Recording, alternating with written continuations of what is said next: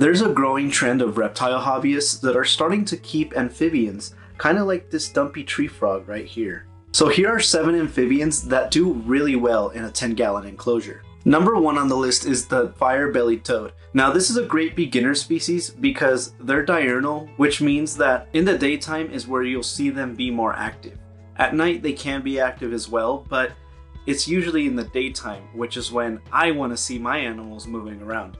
I love crested geckos, but they're nocturnal, which means that when I'm asleep, they're awake, and when I'm at work, they're asleep. Or when I come home, they're asleep. They stay small as adults, even smaller than this dumpy tree frog here, only getting to about 1 to 2 inches. And they are very social animals, so you can keep them in groups. Their native range is Korea, Japan, China, and even Russia. This means that you can keep them at a lower temperature, 70 to 75, with night drops as low as 60 degrees, and you can keep the humidity around 50 to 80%. In the wild, they like to live near bodies of water, so a paludarium setup would be good for these. I would say like a 50-50 kind of land and water setup. Let me know if you'd like to see me do a DIY paludarium. Also, they've been known to live up to 20 years in captivity. Number 2 on the list is the eastern newt. This is another diurnal species that you'll see active in the daytime, so you'll get to enjoy them walking around in the tank. They go through a metamorphosis stage that includes the larval, the red F stage, and then their adult stage, which is more of an aquatic species. Do you remember those books that you would see the person like turning into like a certain animal? I never read them, but the covers were always so cool. A larger enclosure is preferred if you want a couple of these, but 1 or 2 will not do bad in a 10-gallon tank. You do have to be careful, especially in the red F stage, because once they turn from larval stage into the red F stage, they're actually not allowed to go in water. They will drown. So you have to make sure that you'll be able to keep like a separate enclosure where they can be just completely terrestrial. But once they turn into adults, you'll be able to move them back into an aquatic setup. Temperature should be around 60 to 70 degrees. They'll eat crickets, worms, bloodworms. They are toxic, but it doesn't affect us. It just affects the predators that they eat, well, that eat them. And this is a pretty cheap species, other than having to create a paludarium, which I think Daffy's Reptiles and Serpa Design do a really good job at creating paludariums.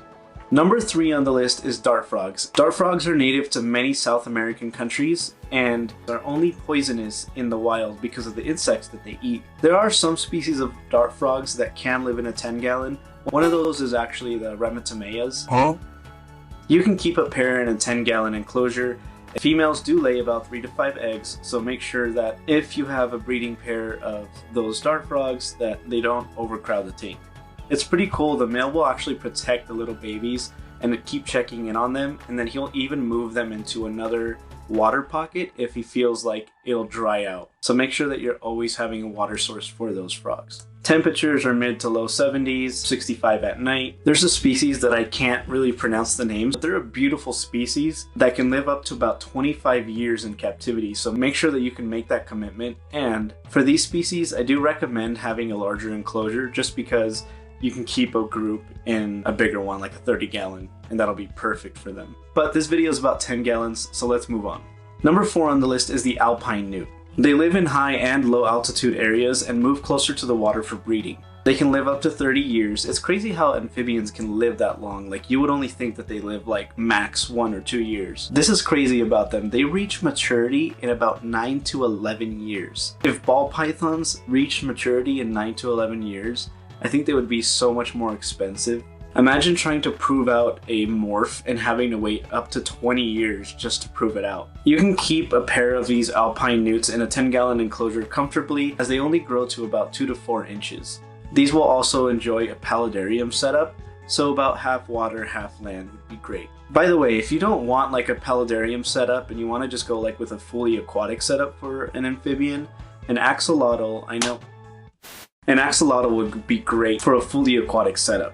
You can also keep them in 10 gallons, and with so much information and videos out about axolotls nowadays, I think they're actually becoming an easier species to keep as a beginner. Number 5 on the list is the African dwarf frog. These are olive to greenish frogs that live in the Congo.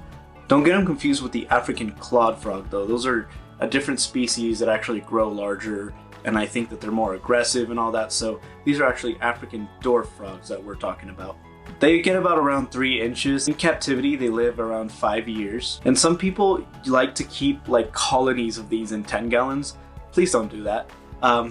Most people say 2 gallons per frog, but I think it's actually 5 gallons per frog. So if you have a 10-gallon tank, you can keep 2 African dwarf frogs in 1 tank. They are a tropical species, so the water should be between 75 and 82 degrees Fahrenheit. They are pretty sensitive to like moving waters and like vibrations, so a sponge filter is actually better for these so that they're not really disturbed too much. And they do this one thing where they like sit at the top of the water and it looks kind of like they're just floating. It's pretty funny. It's actually called their Zen position. The power within. Number 6 on the list is the clown tree frog. Now these are great for beginners because they're a very small species and they're pretty easy to take care of. They only get to about 1 to 2 inches, with the females getting to 2 inches. The males kind of stay smaller, so you can actually tell the difference between the male and the female, which is called sexual dimorphism. Because of their size, you can actually keep a pair in the 10-gallon tank. They do need a large water source to be able to go down into, because in the wild, they will actually go down in there to breed and to be frogs, I guess. This species prefers mid to high 70s for the temperature and humidity. When clown frogs were actually being introduced into captivity, they started dying, so they actually didn't used to be a beginner species.